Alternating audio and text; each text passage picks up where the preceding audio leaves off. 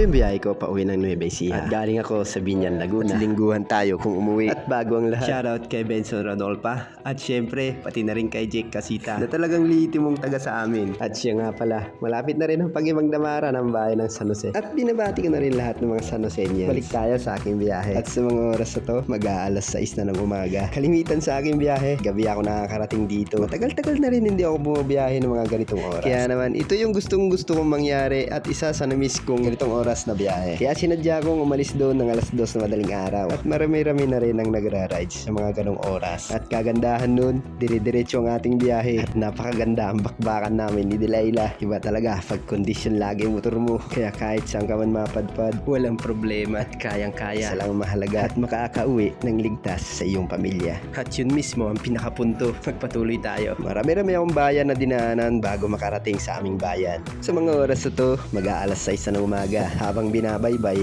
itong Vergara Highway at lagpas lang to ng Arko ng Cabanatuan. Dito ako malimit dumadaan kahit alas 12 ng gabi at talagang napakadilim dito. At syempre, kinakailangan mo na malakas na ilaw. At napahinto tayo saglit dito at dahil napalsin ko, ang lugar dito ay napakakalmado. Katulad ko, sana ganun ka din. Nakatulad na panahon ngayon, napakasarap pagmasdan. Ganito kasi ako. Pinifeel ko kasi yung mga bawat lugar na dinadaanan ko. Yung tipong kakaiba at ngayon mo lang siya nakita. At ganun talaga. Pagkatapos nun, patuloy ulit ako sa biyahe habang pinagmamasdan ng pagsikat ng araw. At kasabay ng pasasalamat sa mga biyayang natatanggap. Ganito ka rin ba mga kagames? Yung tipong mapapakanta ka pa nang wala sa oras. Yung ikaw lang nakakaalam at rider kang ang tunay. At tanong ko uli sa'yo, naranasan mo na bang dumaan dito ng umaga? Suggest ko sa'yo, subukan mo ng gabi. Hindi mo na nga pala madadaanan Cabanatuan proper. Hanggang ang dulo nito ay arko ulit ng Cabanatuan. Napakaganda at natapos din ang Vergara Highway. Kaya naman lalong nagpabilis sa pag-uwi ko sa amin. At bali-balita, nakakatakot daw dumaan dun. Pero pag nagpadala ka sa takot mo, walang mangyayari sa'yo. At pagdating ko dito sa Pinagpanaan ng Talavera, kumakanan na ako dito. At ito naman yung daan ng Pinagpanaan Rizal National Highway. At unang daan ko dito, 1:00 ng gabi. At naranasan ko pa dito, bilang lang yung nakasulubong ko. Bihira lang din yung dumadaan sa mga ganong oras. Pero na kahit ganun, masarap ang dumaan dito. Lalo kapag ganitong oras, yung pasikat ng araw, na talagang ikay mapapawaw.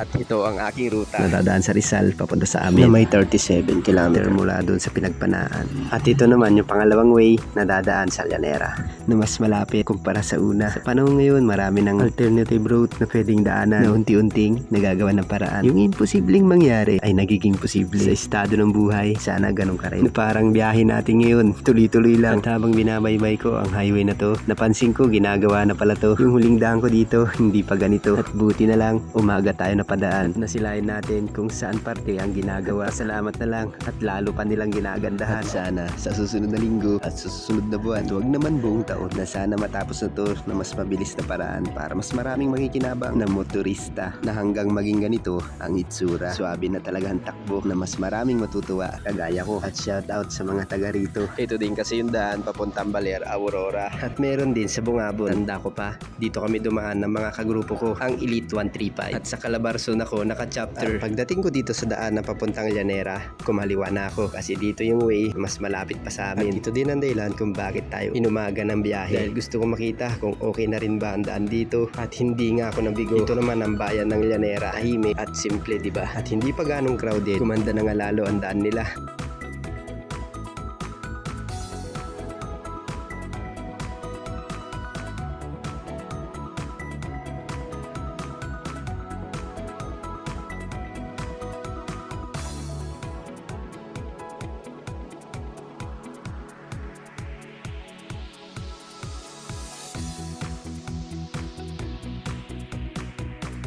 Pagkalagpas ko sa bayan ng Llanera, bumungad ulit sa akin ang ekta-ektaryang taniman ng palay. At bilang lang din ang dumadaan dito, walang pollution at napaka-presko. At wala ka na rin madadaan ng mga rough road at fully simentado na. At malapit na rin ako makauwi sa bahay. Nasa 20 minutes na lang siguro. Ganun lang kadali at ganun lang kabilis. Nag-enjoy ka ba sa biyahe ko? Pasensya ka na. At yan lang muna ang napakita kong tanawin na maluluwang ang taniman ng palay. At yan ang senyales na nasa Nueva Ecija ka na. Ibig sabihin, malayo ka na sa syudad. At syempre, welcome sa'yo. At nakarating na nga ako dito sa bahay at sumalubong agad sila. Mainit. Mainit tambot. Ito yung sinasabi ko na kahit pagod ka, Mawawala yan pag makikita mo sila. Ano?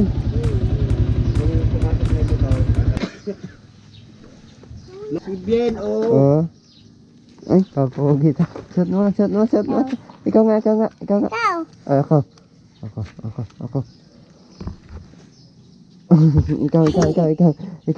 Ikaw. Swimming ka. Pan-swimming yan. Tingin nga. At kung nakaabot ka hanggang dito, maraming salamat sa iyo. Hanggang sa muli. Paalam.